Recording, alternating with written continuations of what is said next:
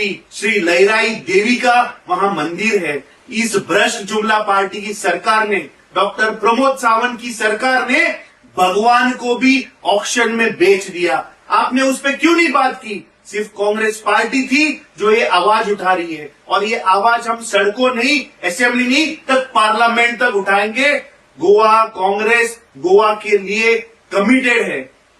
अमित पाटकारांनी मुलाखत दिली आसा ती आमच्या पळोवण्यान येयली आनी त्या मुलाखतीन तिथे कितें म्हटलां ताणें की ब्लॉक करतना सरकारान कसलोच विचार करतना शिरगांवा सकट देवूळ बी ऑप्शनान विकले। ही भाशा आसा पळय न्ही तेका आमचो आक्षेप आसा। ही भाशा आमकां पगायना।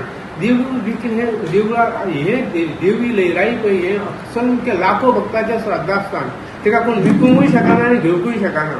आणि त्या तितून कितें जातलें की लोकांच्या भावनेक दूख पावूंक शकता आनी अशी भाशा कितें कोणीच करचो न्हू, खंयचो राजकारणी आसूं। हांव अमित पाटकराच्या ह्या भाशणाक सामको निशेध करता, अशें तेणें भाशण करचें न्हू। पूण एक गोश्ट लक्षांत धरची की तुमचें राजकारण एके कडेन, देव धर्म एके कडेन।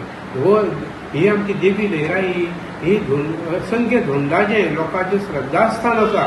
तुम्ही जे स्टेटमेंट केला तितून त्यांच्या भावनांक दूख पावूंक शकता आणि अशी तुमचे अशी स्टेटमेंट करतना एक 17 फावटी विचार करपाक जाय।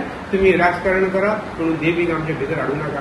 आम सगळ्यांक आवाहन करता, सगळ्या राजकीय पक्षांक आवाहन करता, सगळ्या लोकांक आवाहन करता की लहराई देवीक खंयचेच भशेन ह्या राजकारणात हाडूं नाका आणि आमच्या देवस्थानाक असो खंयचेच भशेन चडोवपाचो कोणी प्रयत्न करचो ना।